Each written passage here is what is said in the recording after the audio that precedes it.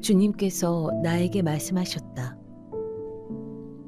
너희가 어찌하여 이스라엘 땅에서 아직도 아버지가 신포도를 먹으면 아들의 이가 시다 하는 속담을 입에 담고 있느냐? 나 주 하나님의 말이다. 내가 나의 삶을 두고 맹세한다. 너희 가운데서 어느 누구도 다시는 이스라엘에서 이런 속담을 입에 담지 못할 것이다. 모든 영혼은 나의 것이다. 아버지의 영혼이나 아들의 영혼이 똑같이 나의 것이니 범죄하는 그 영혼이 죽을 것이다. 그런데 너희는 내가 일을 처리하는 방법이 공평하지 못하다는 말을 하는구나. 이스라엘 족속아, 너희는 잘 들어라. 내가 일하는 방법이 어찌 공평하지 않느냐? 너희가 하는 행실이 오히려 공평하지 않은 것이 아니냐? 나 주 하나님의 말이다.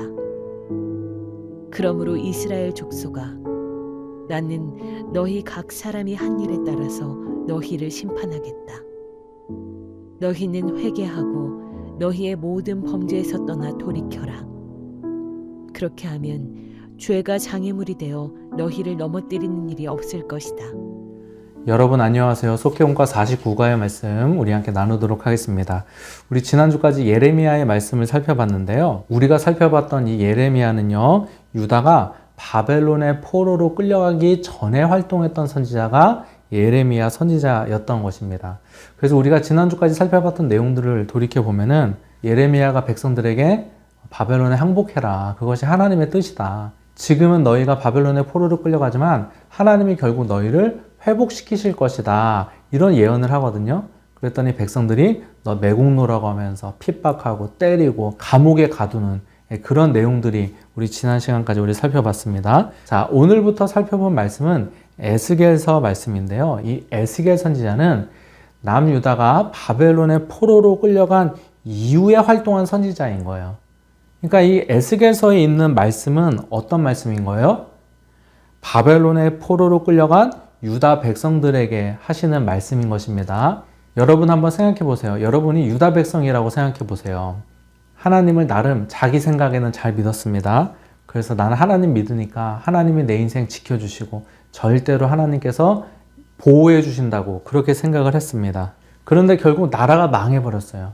그리고 먼 나라 바벨론까지 포로로 끌려오게 된 것입니다. 여러분이 만약 유다 백성이라면 어떤 생각을 하시겠어요? 왜 하나님이 우리에게 이런 고난을 허락하시지? 이런 의문이 생기지 않으시겠어요? 이러한 유다 백성들의 질문과 의문에 대한 대답이 오늘 본문의 말씀이다. 이렇게 보시면 되겠습니다. 자, 오늘 본문 1절부터 2절을 보니까요. 하나님이 유다 백성들에게 이렇게 말씀하세요. 오늘 본문 1절부터 보니까요. 주님께서 나에게 말씀하셨다. 너희는 어찌하여 이스라엘 땅에서 아직도 아버지가 신 포도를 먹으면 아들의 이가 시다는 속담을 입에 담고 있느냐. 자, 유다 백성들이 아버지가 신 포도를 먹으면 아들의 이가 시다는 지금 이런 속담을 말하고 다닌다는 거예요. 자, 이게 무슨 말이죠? 내 이가 신 것이 아버지 때문이라는 거죠. 아버지가 신 포도를 먹기 때문에 내 이가 시다는 말인 거죠. 다시 말하면 자기가 잘못해놓고 조상 탓을 하고 있다는 것입니다. 하나님이 유다 백성들에게 왜 이런 말씀을 하시는 걸까요? 지금 유다 백성들은 우리는 죄가 없는데 조상들의 죄 때문에 이렇게 고통당한다, 고난당한다, 이렇게 지금 생각하고 말하고 있다는 것입니다. 이것이 지금 하나님께서 잘못됐다. 오늘 본문에 이 말씀을 하시는 것입니다. 오래전에 가게에 흐르는 저주를 끊어야 산다라는 책이 나왔었는데요. 그 후에 가게에 흐르는 저주에 대한 이야기가 가끔 이렇게 이야기가 되었습니다. 여러분, 이거 성경적일까요? 가게에 흐르는 저주에 대한 성경 구절이 출애굽기 20장 5절 말씀입니다. 출애굽기 20장 5절을 보니까요. 나를 미워하는 사람에게는 그 죄값으로 본인뿐만 아니라 3, 4대 자손에게까지 벌을 내린다. 내가 잘못하면 나만 벌 받는 것이 아니라 3, 4대 후손까지 그 벌이 내려간다는 거예요. 그러니까 강하게 흐르는 저주가 여기서 나온 거예요. 자, 그런데 여러분 이 말씀 다음에 하나님이 뭐라고 말씀하시냐면요. 출애굽기 20장 6절에 보니까요. 그러나 나를 사랑하고 나의 계명을 지키는 사람에게는 수천대 자손에 이르기까지 한결같은 사랑을 베푼다라고 지금 말씀하고 있어요. 여러분 성경을요. 우리가 전체적으로 봐야 돼요. 이 문맥을 봐야 돼요. 지금 성경이 무슨 말을 하고 싶은 거죠?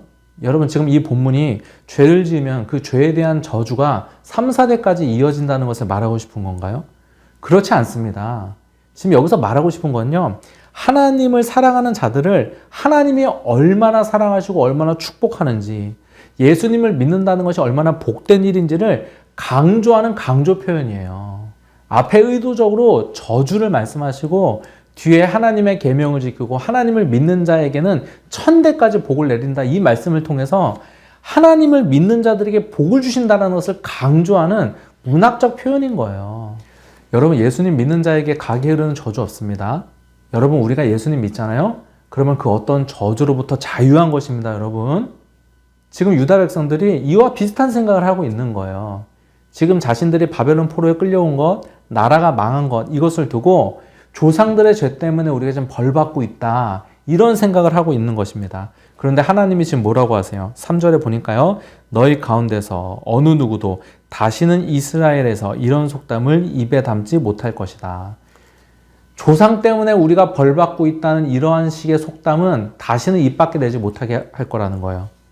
4절 말씀 보니까요. 4절 아버지의 영혼이나 아들의 영혼이 똑같은 나의 것이니 범죄하는 그 영혼이 죽을 것이다. 아버지가 범죄하면 아버지의 죄 때문에 아버지는 대가를 받고 아들이 죄를 지으면 아들의 죄 때문에 아들이 대가를 받는다는 거예요. 아버지 죄 때문에 아들이 대가를 받는 그런 거 없다라는 거예요. 또 17절 말씀 보니까요. 나의 규례를 실천하고 나의 율례대로 살아가면 이 사람은 아버지의 죄악 때문에 죽지 않고 반드시 살 것이다. 너네가 말씀대로 살고 하나님 믿고 살면은 아버지 죄와 상관없이 너네 살게 된다는 거예요. 그러나 지금 유다 백성들은 자신들은 죄가 없는데 조상들의 죄 때문에 하나님 우리에게 이러한 고통을 허락하셨다고 지금 하나님을 원망하고 있는 거예요. 25절 말씀 보니까요. 그런데 너희는 내가 일 처리하는 방법이 공평하지 못하다고 말을 하는구나. 하나님 불공평하다고 하나님께 따지는 거예요. 나는 죄를 짓지 않는데 왜 조상들 죄 때문에 우리가 고통당하고 있냐.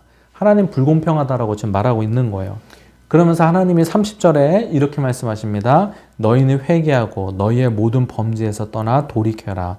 그렇게 하면 죄가 장애물이 되어 너희를 넘어뜨리는 일이 없을 것이다. 너희 죄를 회개하고 너희가 돌이키라는 거예요. 그러면 너희 삶의 문제가 해결되기 시작할 거라는 말씀을 지금 하고 있는 것입니다.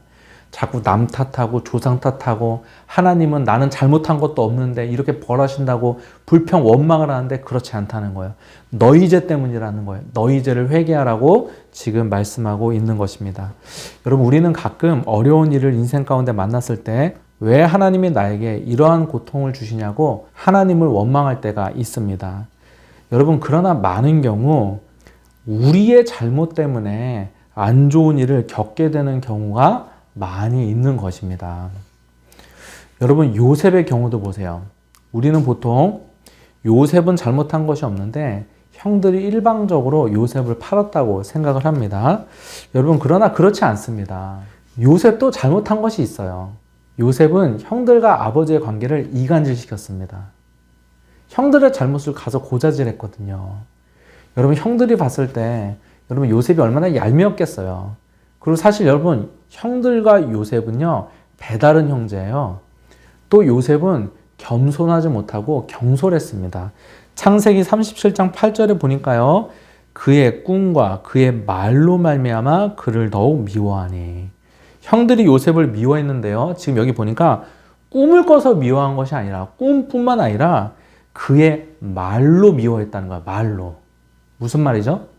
요셉이 말을 한마디로 건방지고 잘난 척하면서 했던 것입니다. 물론 형들이 요셉을 노예로 팔아버리기까지 한 것은 잘못한 것이지만 요셉에게도 문제가 있었던 것입니다. 여러분 우리가 어떤 사건을 만났을 때요 그 안에 우리의 잘못도 있다는 것을 우리가 볼 줄 알아야 됩니다. 어떤 일이 일어났을 때 우리도 회개하고 우리도 잘못을 뉘우치고 변화시켜야 될 것이 있다는 것을 우리가 알아야 되는 것입니다. 여러분 오늘 말씀 기억하시고 우리 안에 잘못은 없는지, 우리가 돌이킬 것은 없는지 한번 우리 자신을 돌아볼 수 있는 여러분 되시기를 바랍니다. 우리 나눈 질문 드릴 텐데요. 첫 번째 질문은 배우자 탓, 자식 탓하며 나의 잘못을 남에게 미루고 있지 않습니까? 여러분 한번 생각해 보세요. 여러분의 잘못도 있는데 가족들의 잘못, 그리고 다른 사람의 잘못으로 여러분 핑계대고 있는 것이 있지 않은지 여러분 한번 생각해 보시기 바랍니다. 두 번째 질문은 내가 스스로 담당해야 하는 나의 잘못이 무엇입니까? 첫 번째 질문과 두 번째 질문이 사실 똑같은 질문입니다. 여러분이 감당해야 될 여러분의 잘못이 무엇인지, 여러분이 돌이켜야 될 것이 무엇인지, 여러분이 달라져야 될 것이 무엇인지를 한번 여러분 깊이 생각해 보면서 여러분 자신을 한번 돌아보시기 바랍니다. 감사합니다.